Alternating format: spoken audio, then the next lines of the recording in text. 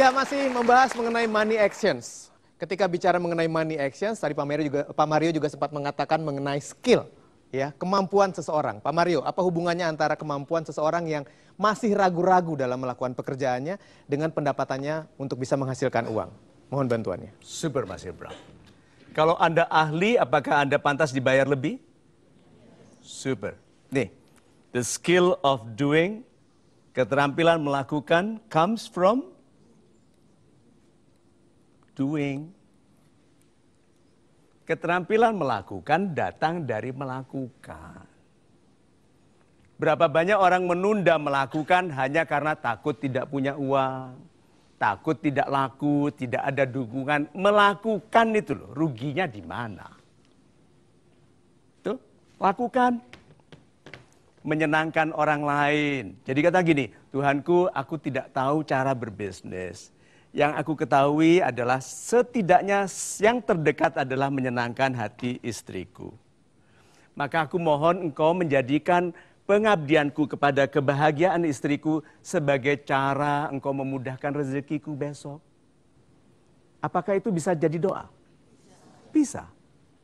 Terus kenapa kita merasa kurang pinter untuk melakukan yang kita harus lakukan? Padahal keputusan itu keputusan Tuhan. Kalau Tuhan berkenan, Anda ditemukan dengan pekerjaan yang hebat sekali hasilnya.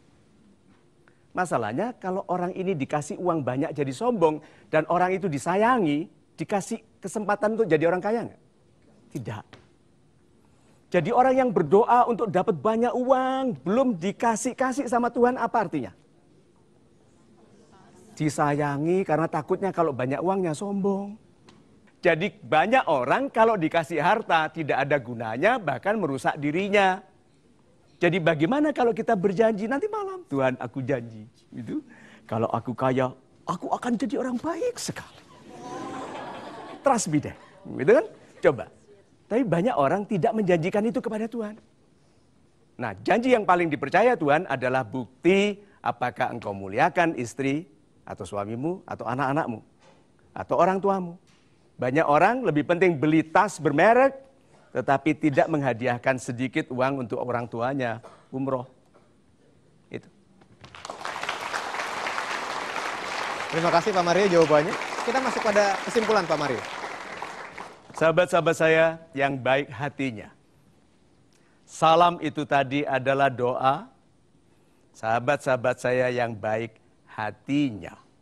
Karena kebaikan hati menentukan kebaikan rezeki. Kebaikan kehidupan. Segala sesuatu yang berangkat dari hati, sampainya di hati. Dan apabila hati Anda baik, sampainya diterima sebagai kebaikan di hati orang lain. Dan yang membuat orang memutuskan Anda berharga atau tidak, bukan pikirannya, tapi hatinya. Bukan kebutuhannya, tapi keinginannya. Bukan kebutuhannya, tapi kesenangannya.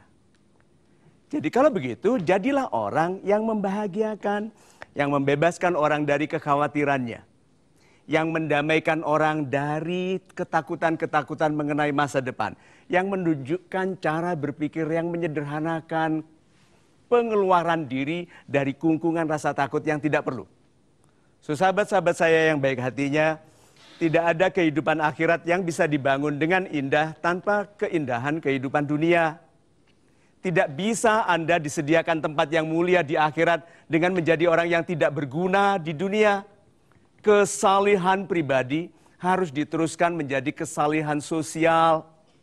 Jangan sampai hanya Anda salih bagi diri sendiri, tetapi tidak membahagiakan istri, suami, anak-anak, atau tetangga, atau orang tua. Yuk, mulai dari sekarang, tanyakan kepada diri Anda setiap kali Anda berangkat tidur, Tuhanku, tadi berapa orang yang aku buat senang hari ini ya? Berapa orang yang aku bantu tersenyum dan menemukan kebahagiaan dalam diri mereka sendiri? Lalu minta maaflah apabila kita melukai hati, memberikan rasa khawatir kepada orang lain. Dan mudah-mudahan dengan itu, bukan karena Anda hebat berbisnis, lalu Anda kaya. Bukan karena Anda jenius, lalu Anda dicemerlangkan secara finansial.